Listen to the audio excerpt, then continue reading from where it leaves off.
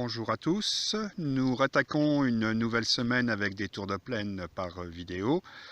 Je me suis déplacé cette semaine pour aller sur le secteur de Nancy. Je suis sur la commune de Champenoux, dans une parcelle de blé, puis je vais essayer de faire un petit peu le tour du secteur pour voir ce qu'il y a d'intéressant dans les champs. Donc là, cette parcelle de blé, on est sur un blé qui est à épi 4-5 cm. Le premier nœud vient d'être déposé, l'épi est légèrement au-dessus.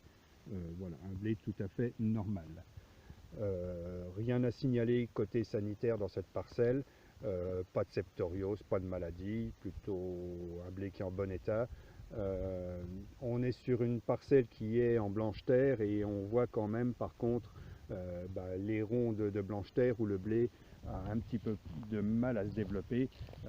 Dès qu'on est sur des zones qui sont un petit peu plus resserrées, un peu plus damées par la pluie, le blé est plus clair. Voilà, on voit tout de suite les alternances, hein, des zones où ça va bien, des zones où le blé est plus clair et un peu moins bien développé.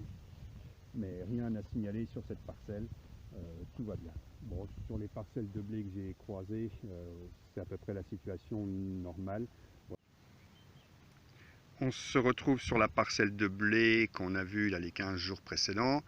Une parcelle donc qui, je trouve, est un petit peu mieux au niveau alimentation en azote. Alors, est-ce que c'est parce qu'on est sur un blé de pois? Ça peut jouer, mais je trouve qu'on a une couleur qui est un petit peu plus foncée, un peu plus sympa, que la parcelle s'en remettrait. Aurait enfin de l'azote de disponible. Là sur le fond de l'image vous voyez sur le coteau un blé qui était un blé de maïs, où là par contre on voit vraiment la différence de couleur, que ça reste relativement clair. Cette parcelle au niveau stade est également à un nœud. Donc on retrouve ici le premier nœud qui est maintenant bien formé et l'épi qui a déjà bien avancé, qui est presque déjà décollé, non encore pas décollé du deuxième nœud. Voilà, la parcelle est toujours marquée par le gel avec, alors on est sur un mélange de variétés et je pense que vraiment là les variétés expriment le froid de manière très différente, avec parfois des feuilles qui sont quasiment grillées, des feuilles qui ont juste une couleur rouge, voilà, et puis des feuilles qui ici marquent comme un espèce d'étranglement. Ça aussi c'est caractéristique d'un stress à un moment donné, hein. Donc là je pense qu'on retrouve vraiment les caractères des variétés dans cette parcelle. Nous sommes maintenant sur une parcelle d'orge d'hiver. Une parcelle qui est plutôt pas trop mal également, surtout qu'on est toujours en blanche terre, hein, et que je trouvais que les orges d'hiver avaient quand même souffert en blanche terre. Mais ici on a une culture qui est plutôt pas trop mal, qui est belle en végétation, en développement, qui pousse normalement. On est à un stade épi 3-4 cm. Le maître brun vient tout juste de redécoller du premier nœud. Le premier nœud est ici, le maître brun, l'épi est un petit peu au-dessus.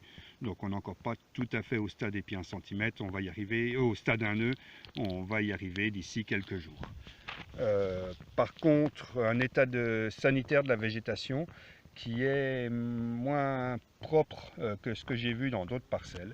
Je trouve que je vois pas mal de taches de rinceaux et en fait j'en trouve quasiment sur chaque pied de la rinceau. On voit des taches sur les feuilles un petit peu partout, sur les feuilles basses, mais qui sont quand même les F2 voire F3 du moment. Mais on en trouve même un peu sur les F2. Hein, ici la feuille là en haut elle est enroulée donc je la compte pas. Là on a la F1 qui est saine. Et ici j'ai la F2 avec une belle tache ici, voilà, et donc de la maladie quand même quasiment sur chaque pied. Donc à surveiller, on n'est encore pas au stade pour faire le premier fongicide, mais voilà, d'ici peut-être semaine prochaine, à surveiller. Si l'orge avance en stade et qu'elle nous fabrique des feuilles et qu'on n'a pas de nouvelles contaminations, ce sera bien. Par contre, si jamais on se reprenait un petit peu de pluie ou des rosées le matin un peu plus fortes, la maladie pourrait continuer à progresser. Donc à surveiller cette parcelle quand elle sera un nœud pour voir s'il n'y a pas besoin de déclencher le premier fongicide. Je pense qu'on doit être sur une variété style étincelle et du coup voilà, des variétés qui sont plus sensibles aux maladies et notamment à la rinco. Donc faites attention dans vos parcelles d'orge, surveillez l'état sanitaire, à voir s'il n'y a pas besoin de déclencher un fongicide peut-être courant de semaine prochaine.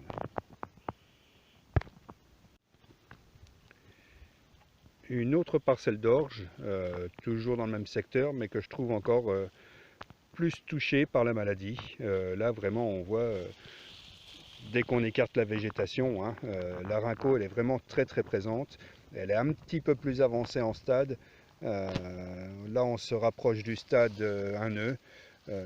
Voilà, et du coup là je pense que sur ces parcelles là il y a vraiment besoin de la déclencher un fongicide, quoi. Sans urgence par rapport au stade pour ne pas se retrouver en limite de rémanence, mais quand même d'ici la fin de la semaine, du coup je ravance un petit peu ce que je disais tout à l'heure, à voir pour faire un traitement fongi sur ces parcelles, à faire un T1 sur ces variétés là, notamment. Je pense que ça c'est toujours de l'étincelle, sensible à la rinco, à faire donc à surveiller dans vos parcelles. Mais voilà, quand on voit ça, je pense qu'il vaut mieux arrêter à la maladie et ne pas la laisser progresser, hein. Elle est vraiment en train de progresser là sur jusque sur les feuilles les plus hautes. On voit des petites taches qui commencent à apparaître.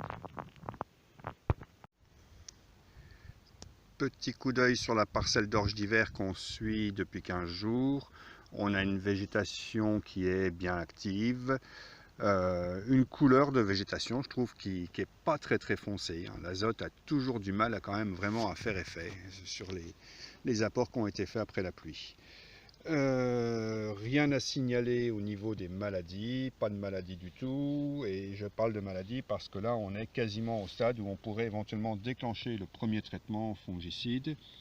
On a une orge d'hiver qui est au stade 1 nœud, on a le premier nœud qui est ici et l'épi est déjà presque redécollé du deuxième nœud. Là sur une talle un peu plus petite, hein, on a le renflement du nœud ici, l'épi qui est déjà bien redécollé et là le renflement sur des épis qui ne sont pas coupés est vraiment bien visible. Donc là on est au stade 1 nœud de l'orge.